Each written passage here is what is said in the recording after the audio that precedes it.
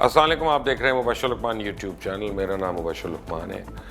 اور جو تحریک انصاف کا دھرنا تھا اس کے متعلق، اور اس میں پاکستان عوامی تحریک بھی شامل تھی، ان کے متعلق بہت لوگ میں سے بہت سوال کرتے ہیں، بلکہ اب تو کئی تھک گئے ہیں سوال کر کر کے.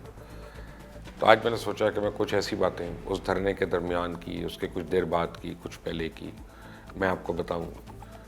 اور کیونکہ مجھے یہ اعزاز حاصل ہے کہ پاکستان عوامی تحریک ہو، پاکستان تحریک انصاف ہو، میں ان دونوں کو کافی قریب سے دیکھ رہا تھا اس وقت، اور ان چند لوگوں میں سے تھا کہ جو ان کی کور کمیٹیز کی میٹنگز وغیرہ میں بھی بیٹھے ہوتے تھے، اور جہاں ساری انفارمیشن بھی آ رہی ہوتی تھی اور سارا کچھ ڈسکس بھی ہو رہا ہوتا تھا. وہ یہ کہ 2014 میں جس وقت تحریک انصاف کا دھرنا اسلام آباد میں اپنی پوری آب و تاب کے ساتھ آیا، تو ایک دفعہ تو ایسا محسوس ہوتا تھا کہ حکومت صبح گئی کہ شام کو گئی. اس سے پہلے کیونکہ عمران خان نے لوگوں کو یہ باور کروا دیا تھا کہ مریم نواز کے پاس 100 ارب روپے کے خصوصی فنڈ موجود ہے اور وہ لوگوں کو اپنی مرضی اور منشا کے مطابق بندر بانٹ کرتی ہیں.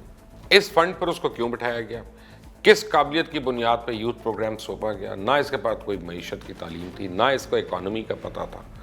پتہ نہیں 3rd ڈویژن میں یہ اس نے اپنی ڈگری لی ہوئی ہے. سب سے بڑا سوالیہ نشان تو یہ ہے کہ اتنی اہم پوسٹ پر مریم صفدر کو بٹھایا کیوں گیا، اور جس نے بھی اس کو بٹھایا اس کے خلاف کارروائی ہونی چاہیے.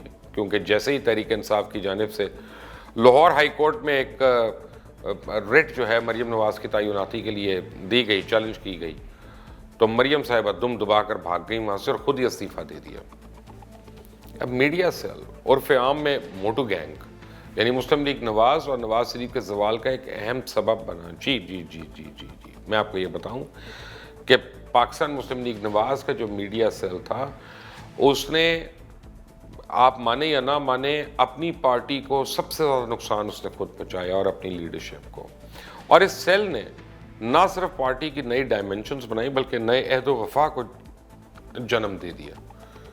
ایک نیا سوشل کانٹریکٹ پاکستان مسلم لیگ نون کے لیڈرز اور ورکروں کے درمیان لکھا گیا کہ اب آگے کا لائحہ عمل جو ہے وہ موٹو گینگ طے کرے گا. 1993 سے لے کے 2014 تک جو روایتی طریقہ کار تھے ان سے ہٹ کر مسلم لیگ نون نے نہ تو اپنی تنظیم میں جدت پیدا کی، نہ لیڈرز کی سوچ و فکر میں ہم آہنگی پیدا کر سکے. مسلم لیگ نون جو تھی وہ دور جدید کی ٹیکنالوجی اور تقاضوں کے ساتھ چلنے کی عادی ہی نہیں تھی، اور مسلم لیگ نواز جو تھی قدیم روایتی انداز سے اپنے میڈیا معاملات کو چلا رہی تھی. But they were very excited. یہ پی ٹی آئی کو دیکھتے تھے اور پی ٹی آئی کی سوشل میڈیا کیمپینز کو دیکھتے تھے تو ان کو تکلیف بڑی ہوتی تھی، ایکسائٹیڈ بھی بڑا ہوتے تھے. تو جب 2014 میں تحریک انصاف کا دھرنا پاکستان مسلم لیگ نون کی حکومت کے گرانے کے قریب ہی پہنچا، تو اس وقت کچھ عرصہ پہلے آپ کو یاد ہوگا مریم نواز نے استعفیٰ دے دیا، وہ جو دم دبانے کی بات میں نے کی تھی.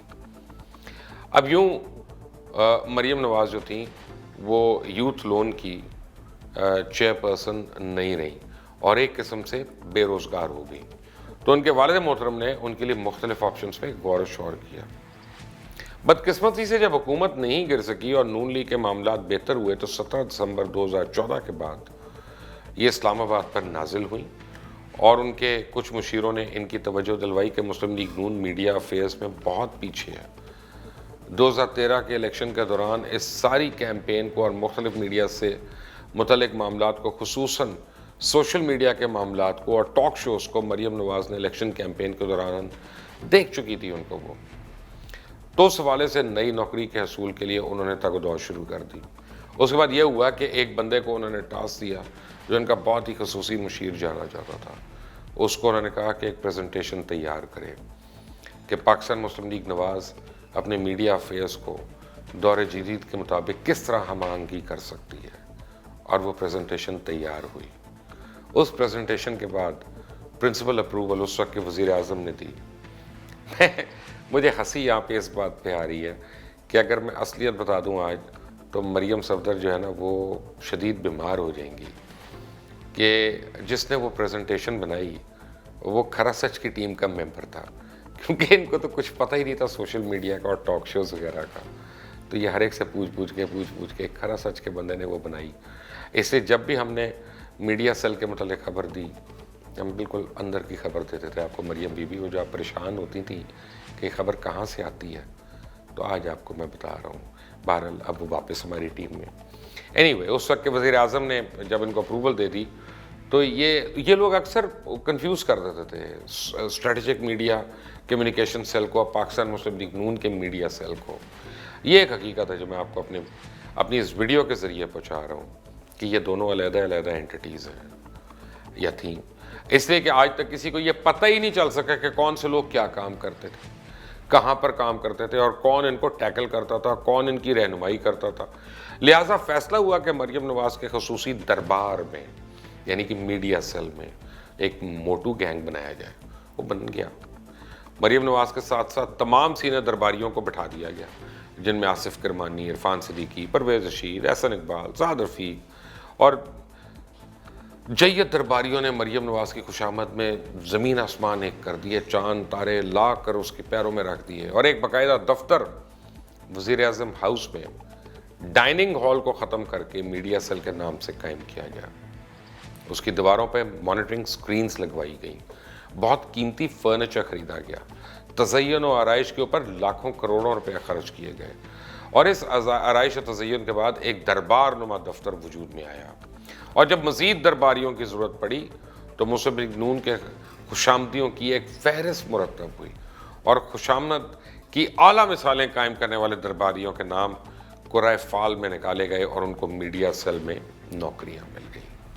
और धरने के दौरान नून लीग की जानिब से मीडिया पर जो लोग जाया करते थे उनमें से कुछ नए लोग थे, कुछ पुराने लोग थे, मगर ये अमर काबिल ज़िक्र है कि शुरू में सीनियर लोग मुस्लिम लीग नून का दिफा नहीं करते थे। मसलन ख्वाजा आसिफ, ख्वाजा साद रफ़ीक, एहसन इकबाल, चौधरी निसार, राजा ज़फ़र, शाहिद खाकान अब्बासी, इसहाक डार, शहबाज शरीफ वगैरह वगैरह। उस वक्त हालात ये थे कि परवेज़ रशीद वज़ीर इत्तलात और नशरियात थे, मगर मीडिया उनको कोई लिफ्ट ही नहीं कराता था।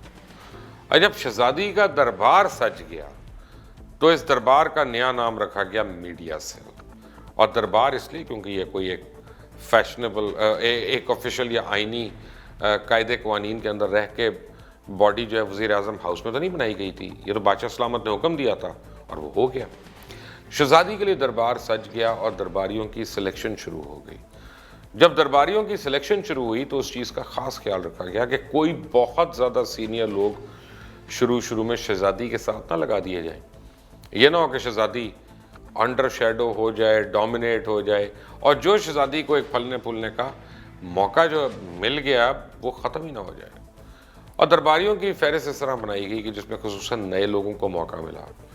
मसलन कोई बड़े बड़े लोग हैं, मैं क्या नाम लूँ उनका, लेकिन इनमें कुछ नाम बहरहाल मैं ले लेता हूँ। मारवी मेमन जैसे हैं, आशिक किरमानी है, मरियम औरंगज़ेब हैं, जो है माहिजा हमीद हैं, अनुशा रहमान हैं, कुछ इसमें बड़े शोरा आफाक सहाफ़ी और एंकर्स भी थे जो हमेशा से जमहूरियत के लिए बड़ी बातें करते हैं, हमारे ऊपर ताने कसते थे कि जी ये ओपनली कर रहे हैं। हम तो ओपनली कर रहे थे, आप तो छुप के कर रहे थे और तनख्वाहें ले रहे थे उसको करने की, हमने कम से कम उसकी तनख्वाह तो नहीं ली। अब एनीवे बड़े एक लंबे लोग हैं जिसमें आयशा रज़ा फ़ारूक हैं, रुबीना खुर्शीद आलम हैं, शनाज़ बाबर हैं, चौधरी हामिद हमीद हैं, जाफ़र इकबाल हैं, ये सारे लोग शामिल थे। इनमें से कुछ लोग आगे चल के सस्पेंड हो गए। कई लोगों को नई नौकरियां भी मिल गई। मरियम औरंगज़ेब को इसी दरबार की मेंबरशिप 6 महीने के बाद मिली थी, मगर वो अपनी कामयाब पॉलिसियों की वजह से जगह बनाने में कामयाब हो गई और ऊपर तक आ गई, क्योंकि वो खुश बहुत रखती थी। मोटू गैंग की एक एडमिनिस्ट्रेटिव जो लेगेसी थी वो इसके दरबार की नून लीग की पार्टिसिपेंट्स की थी। तमाम अमूर जिनका दरबार में फ़ैसला होता था इसके बाद फिर वो इस मीडिया सेल के जो एडमिनिस्ट्रेटर थे इनके पास आता था और फिर वो इसको इम्प्लीमेंट करते थे, लोगों से कोऑर्डिनेट करते थे, इंफॉर्मेशन मिनिस्ट्री के ज़रिए राब्ते करते थे, मुख्तलिफ टीवी चैनल्स के मालिकान के साथ मुलाकातें करते थे और फिर आहिस्ता आहिस्ता एंकर्स के साथ मुलाकातें शुरू हो जाती थी और सीनियर रिपोर्टर्स, ब्यूरो चीफ्स, उनके साथ भी फिर मुलाकातों का आगाज़ हो गया। और जब मीडिया सेल ने काम शुरू किया तो सबसे पहले उसके दरबार के कवायद और ज़वाबित बनाए गए कि बादशाह सलामत की शहजादी कितने बजे आया करेंगी, कौन पहले आएगा उनसे और कौन उनके बाद आएगा। यहाँ से बाकायदा दरबार की तरह इसको चलाया गया। फिर अमूमन वक्त रखा गया कि जब दोपहर के खाने का जब सब इकट्ठे होते थे, क्योंकि बेशतर मुस्लिम लीगियों से ये बात की गई तो वो कहते थे मीडिया सेल के खाबे बड़े आला ने اور اب وہ خوابوں کا بل کس نے دیا اور کس نے نہیں دیا یہ تفتیش طلب بات ہے.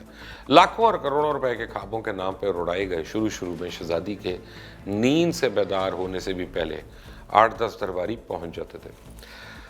آہستہ آہستہ پھر خواجہ سعد رفیق بھی روزانہ آنے لگے, پھر احسن اقبال بھی کبھی آ جاتے تھے, شاہد خاقان عباسی کو بھی عادت پڑ گئی وہاں آنے کی. انوش رحمان نے تو بہت بھرپور ڈیوٹی دی اور دیکھا دیکھی ان کے اسحاق ڈار ان کی وجہ سے کھنچے چلے آتے تھے انوش رحمان جو تھی.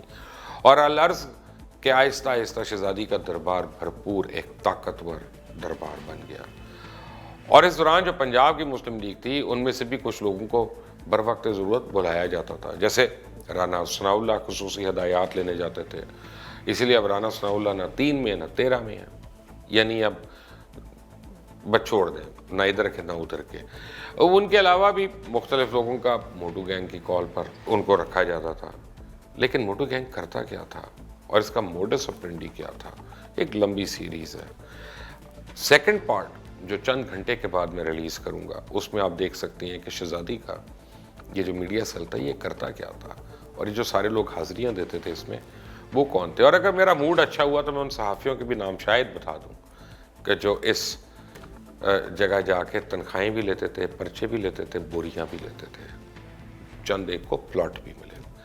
بٹ بیل آئیکن ضرور پریس کریں, سبسکرائب کا بٹن ضرور دبائیں اور stay tuned for more updates. اللہ حافظ.